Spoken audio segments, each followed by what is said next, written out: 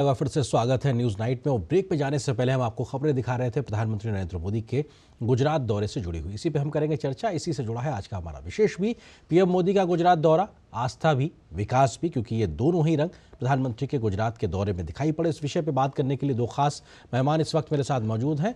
जपन पाठक जी हैं, वरिष्ठ पत्रकार हैं, अहमदाबाद गुजरात से हमारे साथ जुड़ रहे हैं। सर बहुत स्वागत है हमारे साथ जुड़ने के लिए।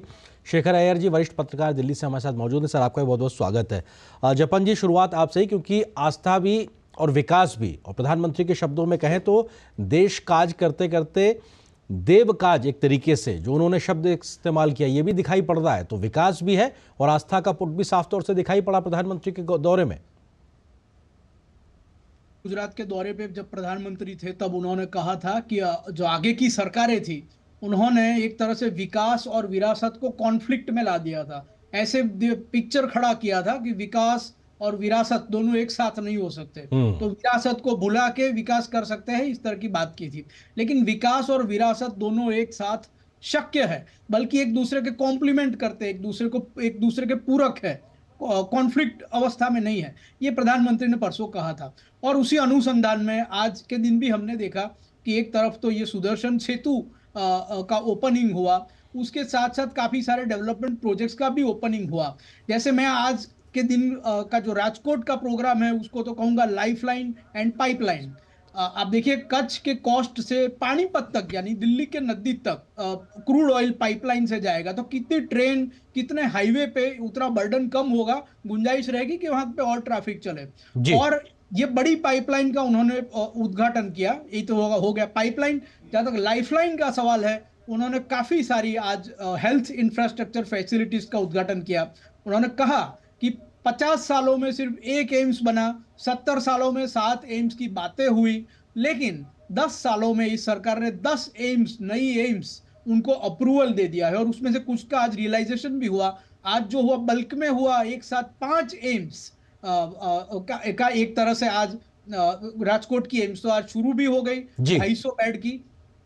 और मैं आपको बता दूं कि गुजरात में अब तक ये था कि सौराष्ट्र और कच्छ के इलाकों से लोग अहमदाबाद आते थे असारवा सिविल हॉस्पिटल में सारवार के लिए। लेकिन आने वाले कुछ सालों में इस एम्स की बदौलत यह समय भी आ सकता है कि मेनलैंड अहमदाबाद से भी लोग राजकोट जाए, सुपर स्पेशलिटी का एम्स का लाभ। रिवर्स पलायन वाली कह सकते हैं, कहा जाए स्थितियां इस प्रकार से हो गई हैं कि 9 जगह पर बिल्कुल वहां तक लोग पहुंचते नजर आएंगे। शेखर जी, आपको लगता है कि चूंकि एम्स की बात जपन पाठक जी भी कर रहे थे, तो ऐसे में रायबरेली जो कि उत्तर प्रदेश में एम्स, आज उसकी भी शुरुआत हुई है। ये सिंबॉलिक नहीं, बल्कि देखा जाए तो एक बहुत बड़ा राजनीतिक इच्छा शक्ति का परिचायक है कि सीकचों में बटी हुई राजनीति से ऊपर उठकर कैसे देश हित में विकास को किया जाए, जमीन पर उतारा जाए। कम से कम वो तस्वीर साफ तौर पर दिखाई पड़ती है। शेखर जी। बिल्कुल नरेंद्र जी, देखिए रायबरेली एक वीआईपी कॉन्स्टिट्यूएंसी इतने सालों से रहा है। एक परिवार के 3-3 पीढ़ियां उसकी रिप्रेजेंट किए पार्लियामेंट में। फिर भी एम्स का उद्घाटन अभी हो रहा है, जब वहाँ के इलाके पे बहुत ज़रूरी है एक मल्टी स्पेशलिटी हॉस्पिटल की। और इस सरकार की लगातार एक पॉलिसी रही है कि डिस्ट्रिक्ट लेवल पे जितना हो सके मल्टी स्पेशलिटी हॉस्पिटल होनी है, ताकि लोगों को बड़े शहर आने की ज़रूरत नहीं है। सारा सुविधाएं, सारे एक्सपर्ट जो हर स्पेशलिटी की जो एक्सपर्ट्स है उनकी वहाँ से उनकी सेवा मिले। तो जैसे आज बताया जा रहा था कि प्रधानमंत्री दोनों चीज़ें, मतलब अस्मिता, विरासत और मॉडर्न टेक्नोलॉजी के माध्यम से जिस तरह कम्युनिकेशन और कनेक्टिविटी बढ़ाने की जो सारे प्रोजेक्ट्स आज हैं, वो अपने आप में सब खास है।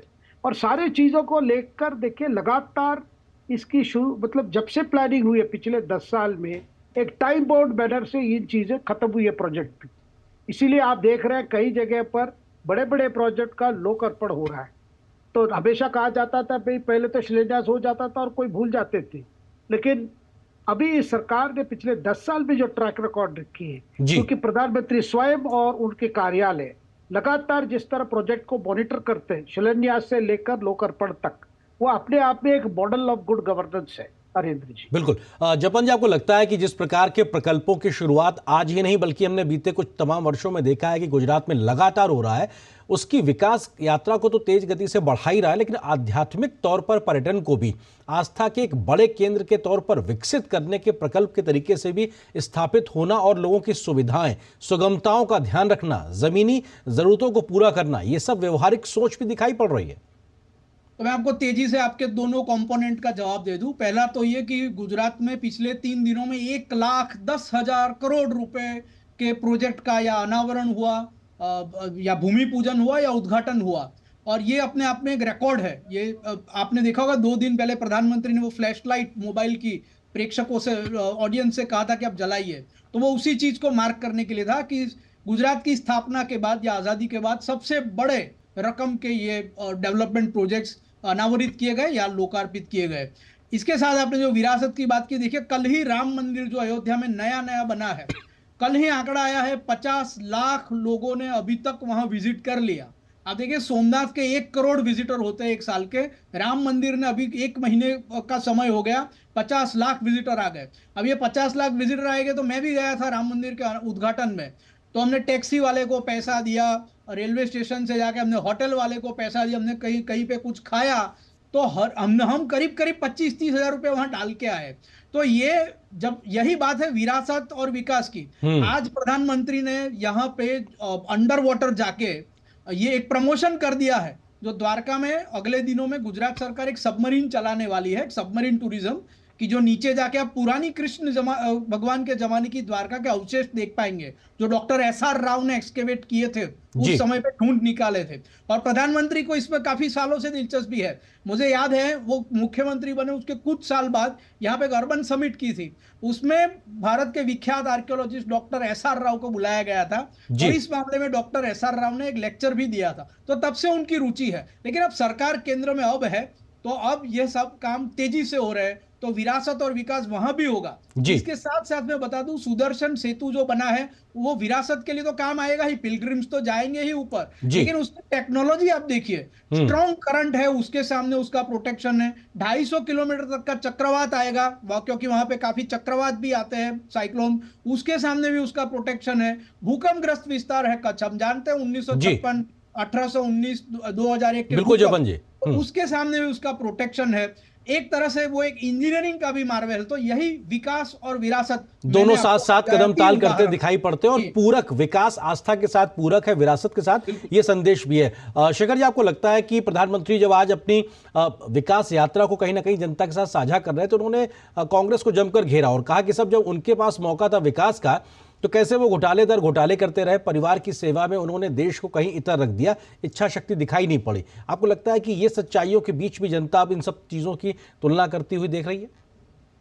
बिल्कुल अरेंद्र जी, जनता देख रही है कि पिछले 10 साल में क्या क्या कदम लिए गए हैं। वो राष्ट्र की सुरक्षा से लेकर विकास की कई पहलू आप देख लीजिए, सारी चीजें इतने तेजी से काम हुआ है, कई चीजें, बड़े बड़े फैसले हुए हैं, पैसे उसके लिए ईयरमार्क हुए हैं, सुरक्षा को लेकर देख लीजिए, इंफ्रास्ट्रक्चर को लेकर देख लीजिए। तो जहाँ पे बड़े फैसले लिए गए, ये फैसले पहले भी ले जा सकते थे। देखिए अभी जो, क्योंकि अभी चुनाव आ रहा है, सवाल यही आ रहा है कि ये सारा काम क्यों नरेंद्र मोदी जी की सरकार को करनी पड़ी। क्या ये पहले हो नहीं सकता था? क्या पहले ये सुविधाएं हम पहुंच नहीं पाते? तो उसका बात यही है कि जो पिछले सरकारें रहे तो कुछ तो करते रहे, कुछ ये नहीं है कि विकास नहीं किए, लेकिन जिस परिमाण में, जिस गति से होना था, वो चीजें नहीं हुई। यही बात प्रधानमंत्री लोगों के सामने रख रहे हैं। लोग भी देख रहे हैं कि पहले परिस्थिति क्या थी, अब थी। देखिए आप, रिलीजियस टूरिज्म को लेकर अभी बात हो रही थी, द्वारका जैसा शहर हो, पुरी जैसा शहर हो, अयोध्या हो, देखिए यहाँ पे ये अपने आप में ये जो रिलीजियस धार्मिक जो टूरिज्म है, पर्यटन जो है, ये अपने आप एक इकोनॉमिक एक्टिविटी शुरू कर दी है। ये एक नया ग्रोथ स्टोरी है, ये एक आर्थिक ग्रोथ स्टोरी है। आप देखिए 1-2 साल में अयोध्या तिरुपति जैसा बन जाएगा। तिरुपति पहले क्या था, केवल पहाड़ पर एक मंदिर था जी, पिछले 100 साल पहले देखे गए, लेकिन धीरे धीरे करके तिरुपति बहुत बड़ा ये हो गया है। और अब अयोध्या की जो रिकॉर्ड आ रहा है, जिस तरह श्रद्धालु वहां जा रहे हैं, केवल 25 करोड़ डोनेशन हुआ है मंदिर के ट्रस्ट पे, 25 करोड़ कोई स्मॉल अमाउंट नहीं है।